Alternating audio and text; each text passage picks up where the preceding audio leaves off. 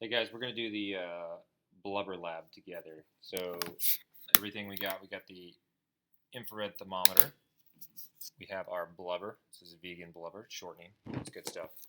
And then we have our, I don't know if you can see that, that's our ice water. It's hovering right around 32 degrees, so it's nice and uncomfortable. Uh, all the students have backed me up on that today. Most people could stick their hand in there for around 30 seconds before it gets crazy uncomfortable. So that's what we're going to look at with this lab. We're going to look at how blubber, in this case we're using fat, can't afford blubber. We're using fat to demonstrate how good it works for aquatic mammals. Now we talked about yesterday, we talked about fur, and basically the idea that fur is good at insulating, but it doesn't work in wet conditions and in highly windy conditions. Blubber works well in both of those conditions. Now, the bell work today that Virtual hasn't seen yet is basically why don't all animals have blubber? Why do some have fur? And the basic answer is the blubber is going to be only good for aquatic mammals. It's probably going to be overdoing it for most land animals. If you think about aquatic mammals, their environment doesn't change as dramatically in terms of temperature as land animals do. And I'm thinking that land animals, if they had blubber, would overheat. And it may just be the fact that blubber is very dense. It may weigh too much and be just cumbersome for a lot of organisms to carry around. So they have fur instead. All right, so we're going to see how good fat works as an insulator in water. I think some of y'all can see where this is going. But the first thing I'm going to do is I'm going to get my phone out. We're going to time how long it takes for this to get extremely uncomfortable with my hand in this cold water. I'm going to bet it's going to take several days. So just to save y'all guys time, I will pull my hand out after about a minute. And then we'll take a recording with the temperature. Okay.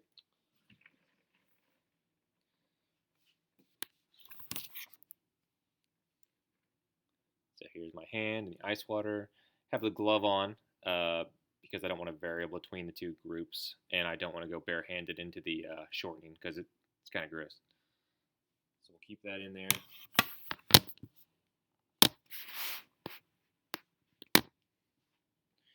And I gotta say, we're at 30 seconds, and it's getting pretty unbearable.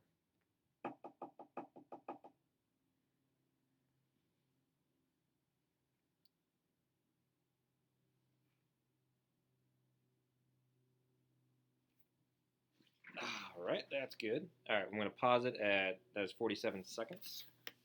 We're going to take a reading.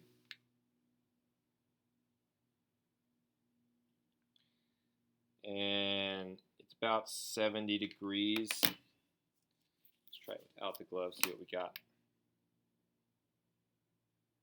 71 degrees. So my hand, from what this is saying, is 71 degrees Fahrenheit. Now, that doesn't seem too bad, but earlier my hand was at 91 degrees, so that's a 20-degree drop. That's going to be obviously deadly if the human body stays in that condition for too long. Not the hand itself necessarily, but the entire body. So write that down on here. Okay, one of the things is time to achieve uncomfortable temperature with no fat, 47 seconds for me. And what was the temperature after that? 71 degrees Fahrenheit. Once again, I'm a bad teacher, so we're not going to use Celsius for this experiment. Okay, now I have to do the bad part, the gross part, where I have to add fat to my hand. In class, we did this in a baggie. I'm just going to go for it, see if I can get my hand slathered in this stuff. Oh, yeah, it's a very uncomfortable feeling.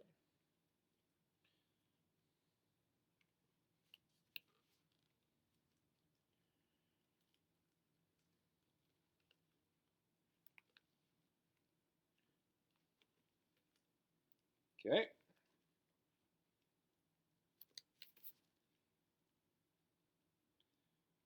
Okay, now it's not all over there, but any part that does have the shortening and or blubber should provide extra insulation. We'll see how much. I don't have much on there, so we'll see if it's a dramatic difference or not. Let me get some on the palm of my hand because that's where I took the temperature reading last time. Make sure that part is accurate.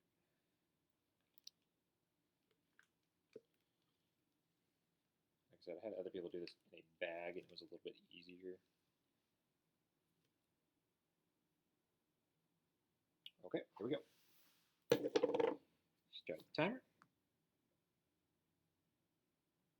So I gotta say, I can already feel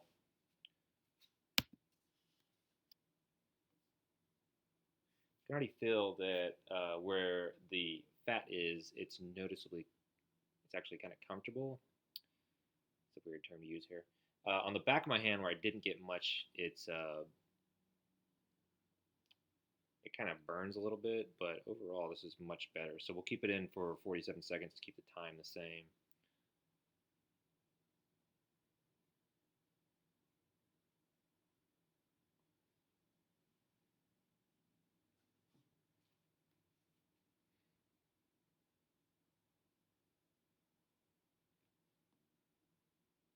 And time. Okay.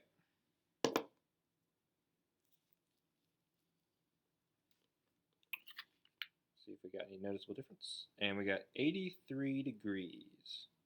Okay, so we did get a noticeable difference here. So my time to achieve uncomfortable, we're still going to call it 47 seconds to keep that the same variable. But my hand, the same part of my hand was 83 degrees Fahrenheit. So I didn't write it down. I think without the fat it was 71. So that's a 12-degree difference. And you might not think that's significant, but if I was, let's say, trying to survive the sinking of Titanic, a 10-degree Fahrenheit difference would have absolutely meant the difference between survival and non-survival for almost all those people. So that's a pretty significant difference, and I can almost assume that Blubber is better than shortening an insulation, although I don't have any data to back that up. Okay, so let's take a look at these questions now.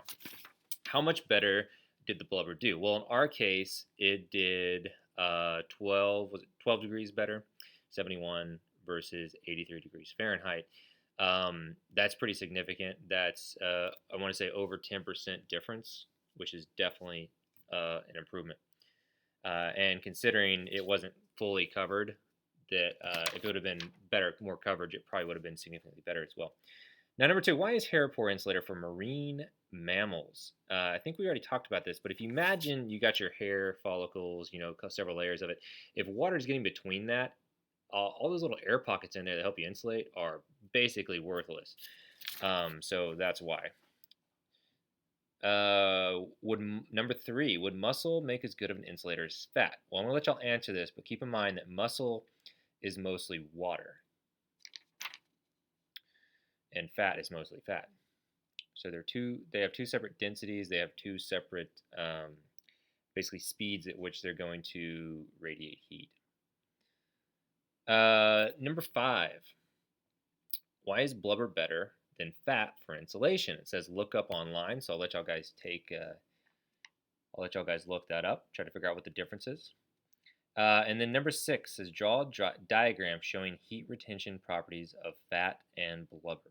And it says it's similar to the fur hair. So if you did the fur hair lab, you'll see that basically we had refraction and slowing down of heat transfer when it got to those air pockets. It's going to be exactly the same thing, except for instead of air pockets in fur, you'll be drawing fat cells, which are generally just round-shaped cells. So go back and look at that image and draw similar things, but using fat cells instead of the hair follicles. All right, that's what I got for you for the Blubber Lab.